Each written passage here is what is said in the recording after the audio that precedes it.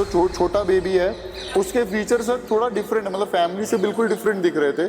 जिस डाउट में हम लोगों ने डीएनए टेस्ट करवाया, ना वो मदर से मिल रहा, मैटरनिटी टेस्ट फेल्ड है, पैटर्निटी टेस्ट दोनों ही फेल है। सर कोर्ट ने ऑर्डर कर दिया कि इन्वेस्टिगेशन की जाए। 3 कोर्ट से होके गुजरा ये केस, 3 महीने पुलिस स्टेशन ने इन्वेस्टिगेशन नहीं होने दी। आपको कब पता लगा कि ये जो बच्चे हैं ये आपके नहीं हैं? फीचर्स अलग होते हैं। अगर हम वही उत्तराखंड में चले जाएंगे उनके फीचर्स थोड़े अलग होते हैं सर। तो बेबी देखते ही ऐसा लग रहा था जैसे नॉर्थ ईस्ट साइड का बेबी है।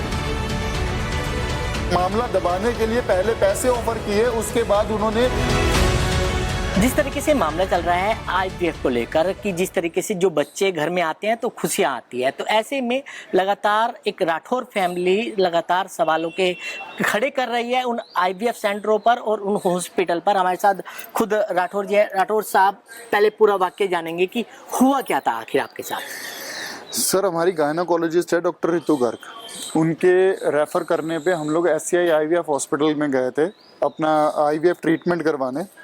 और आप लगा के चलिए वहाँ पर डॉक्टर शिवानी सचदेव गौर हैं, उनके अंडर हमारा ट्रीटमेंट चला था। 13 फरवरी को हमारे एग्स और सीमेन कलेक्शन किया गया था और 14 मई को आप लगा के चलिए सर हमारे जो एम्ब्रियो इम्प्लांट किए गए थे। इस दौरान कभी हमारी तकरीबन दिसंबर तक वहाँ पर हमारा ट्रीटमेंट चला, कभी भी किसी डोनर या किसी और की बात नहीं की गई थी। उसके बाद सर 5 जनवरी को हमारे बच्चों की डिलीवरी हुई सर मैक्स हॉस्पिटल द्वारका में डॉक्टर रितु गर्ग के अंडर, उन्हीं के अंडर, क्योंकि जो डिलीवरी करवानी थी वो उन्होंने ही करवानी थी, ये पहले से ही तय था। उसके बाद आप लगा के चलिए सर जो छोटा बेबी है उसके फीचर सर थोड़ा डिफरेंट है, मतलब फैमिली से बिल्कुल डिफरेंट दिख रहे थे। जिस डाउट में हम लोगों ने डीएनए टेस्ट करवाया, सर डीएनए टेस्ट आप लगा के चलिए सर जिस उसकी रिपोर्ट आई है, ना वो मदर से मिल रहा, मैटरनिटी टेस्ट फेल्ड है, पैटर्निटी टेस्ट दोनों ही फेल है। तो आप लगा के चलिए सर उस दिन से जो आज तक हमारे साथ चल रहा है सर, वो लगा के चलिए सिर्फ एक इन्वेस्टिगेशन की मांग लेके हम लोग आगे बढ़े थे। सर कोर्ट ने ऑर्डर कर दिया कि इन्वेस्टिगेशन की जाए। 3 कोर्ट से होके गुजरा ये केस, 3 महीने पुलिस स्टेशन ने इन्वेस्टिगेशन नहीं होने दी। हम पे परेशान किया जा रहा था, हॉस्पिटल वालों ने भी परेशान किया, हर चीज की, लेकिन उसके बावजूद भी सर अभी भी अब तो कोर्ट ने क्लियर ऑर्डर दे दिए हैं सर।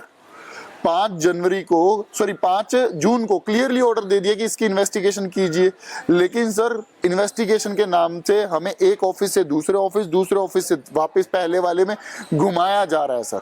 सर कोर्ट ऑर्डर में क्लियरली लिखा गया है कि कौन से डॉक्यूमेंट सीज करने हैं, कोर्ट ऑर्डर ने लिख के दिया है, लेकिन फॉलो नहीं हो रहा sir.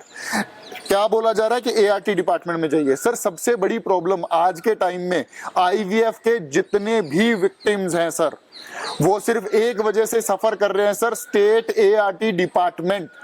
They have the power, independent authority है। जिस दिन मेरी कंप्लेन उनके पास गई थी वो इंडिपेंडेंटली इन पे एक्शन ले सकते थे। 14 मार्च को हम लोग वहां पर गए थे, वहां पर उन लोगों ने हमारी मीटिंग करवाई थी।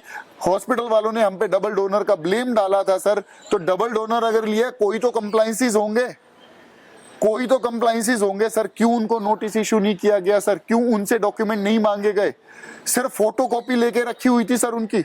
और अगर आपने डॉक्यूमेंट जो कंसेंट फॉर्म वो दिखा रहे हैं कि हमने कंसेंट इनका लिया, वो पहली बात तो कंसेंट अकेला काफी नहीं है, दूसरी बात वो कंसेंट तो कोर्ट में भी प्रूव हो गया फॉर्ज। क्या ART डिपार्टमेंट वालों को नहीं पता कि वो फॉर्ज है? लेकिन राहुल जी, आपको कब पता लगा कि ये जो बच्चे हैं ये आपके नहीं हैं, ये और किसी के बच्चे? सर आप लगा के चलिए फर्स्ट डे ही मेरी जो सिस्टर है उसको सबसे पहले डाउट हुआ था सर इस चीज के ऊपर। फर्स्ट डे ही उसको डाउट हुआ कि जो सेकंड बेबी है सर उसका जो फेस है वो सिमिलर नॉर्थ ईस्ट बेबी, मतलब ऐसा नहीं कि नॉर्थ ईस्ट में कोई प्रॉब्लम है, बट हर किसी के फीचर अलग है। मैं पंजाब से हूँ, राजस्थान से हूँ, हम लोगों के सिमिलर होंगे, लेकिन वही मद्रास हैदराबाद जाएंगे थोड़ा सा डील डाल अलग होती है, फीचर्स अलग होते हैं। अगर हम वही उत्तराखंड में चले जाएंगे उनके फीचर्स थोड़े अलग होते हैं सर।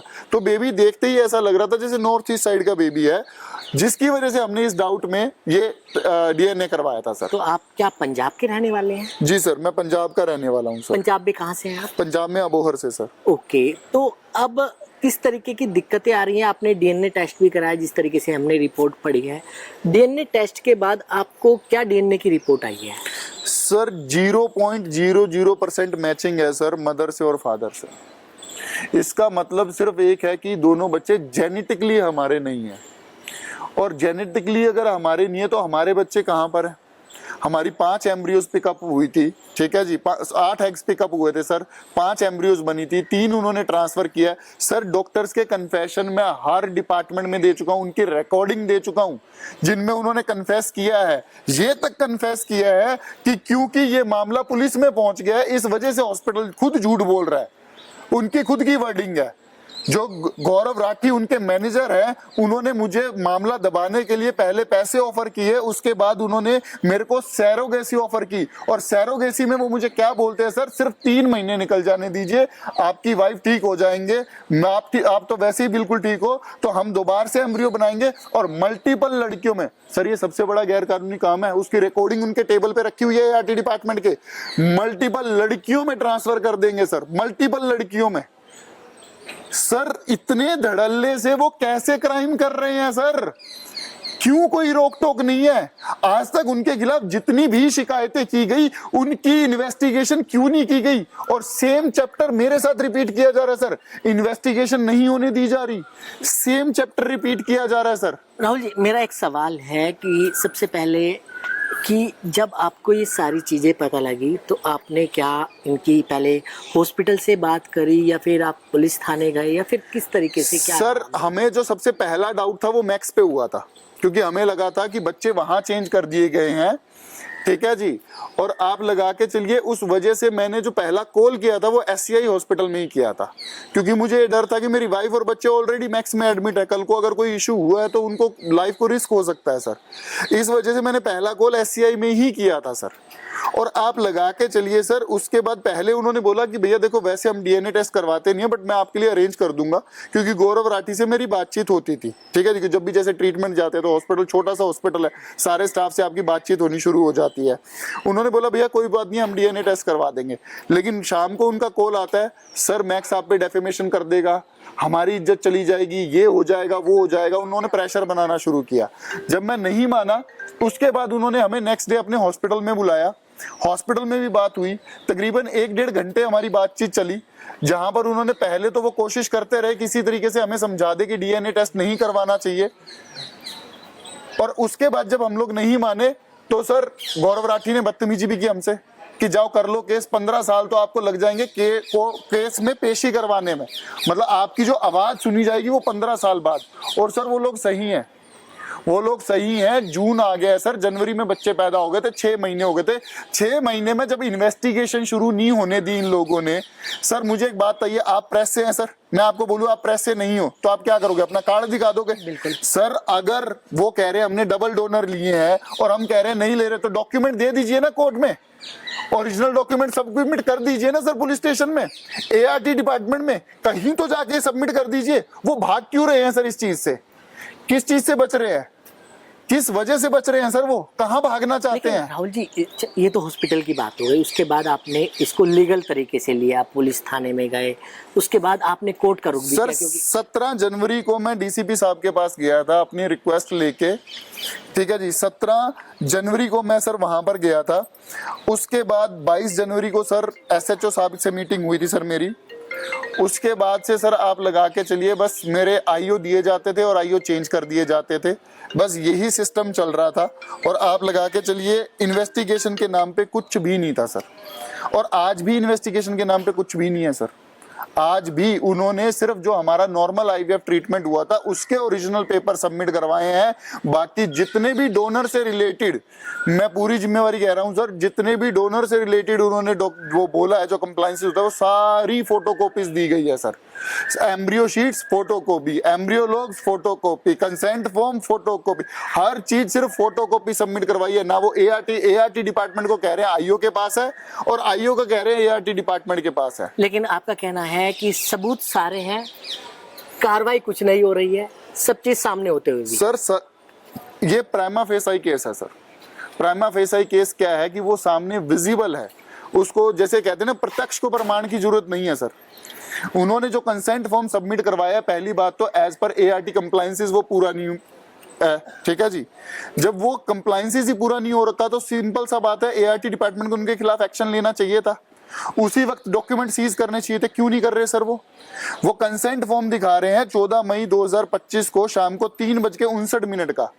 सर 3:27 में मेरी वाइफ का ऑपरेशन उसी डॉक्टर ने शुरू कर दिया था सर। तो जिस लड़की का 3:27 पे ऑपरेशन शुरू हो गया था सर, कैसे वो साइन कर सकती है सर?